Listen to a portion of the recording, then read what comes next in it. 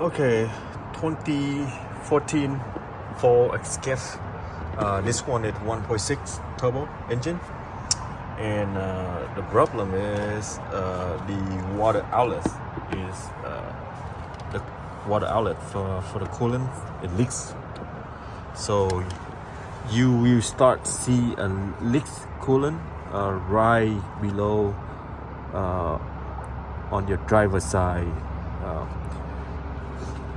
Right above the transmission, go down to the round, you will see that coolant leaks. So that's caused by the here, the part here. That's why I took it out and replaced it. You can see this one, the blasted is it falling apart, and that's why the O-ring is it damaged, and it leaks coolant. It's been, I think this car been leaked a while. But slowly, not a lot. Customer keep top it up with fluid, but now he tired of it, so he have to replace it. So this here. So how to remove it? Example, remove this thing here. The windshield wiper. Remove the windshield wiper, both 16 millimeter. And then remove all the clip to hold the shroud, slide it out, and then another one right here, it's like 4 10 millimeter bolt, and then I think two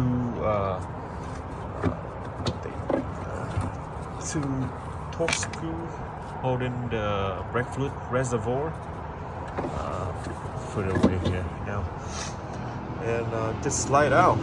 And after that, we're gonna remove the intake airbox.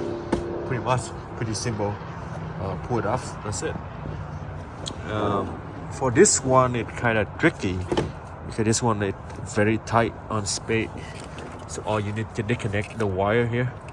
It's for the temperature sensor, and then the bottom one sensor is right here.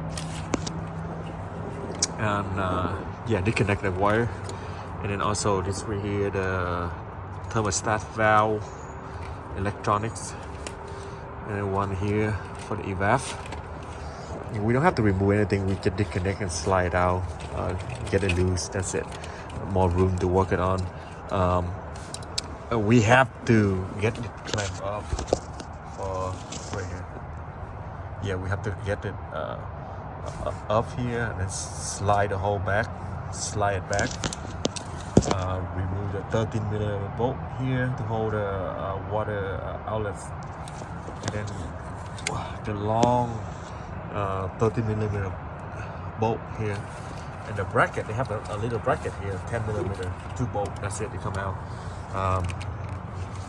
For this one, we don't have to remove this one, the upper hole here, we don't have to remove it. We can remove the two 8 millimeter, one here and one on the side here.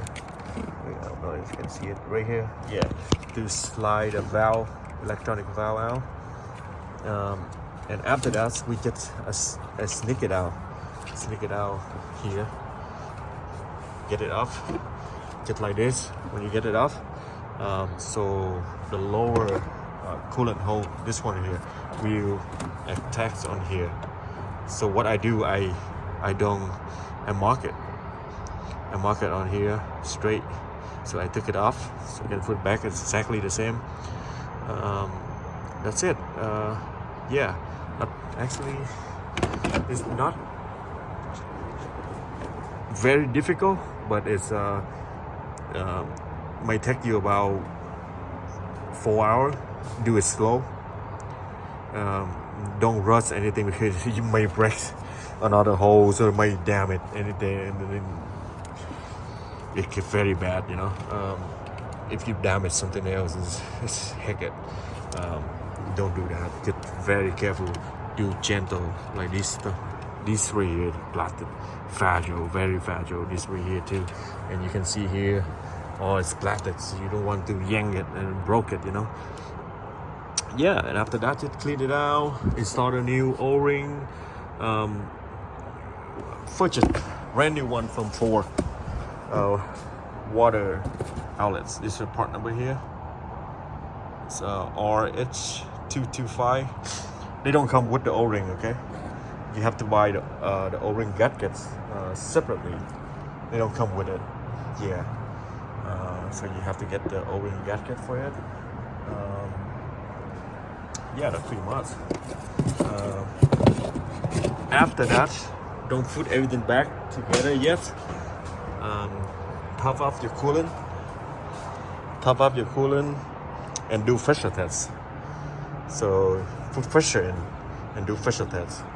Okay, make sure it no leaks. Like, yeah, leave it there. Make pressure test it. Make sure no leaks. So so you don't have to like put everything back together and start the car and then fucking leaks. You know, and that will be bad. All right, that's pretty simple.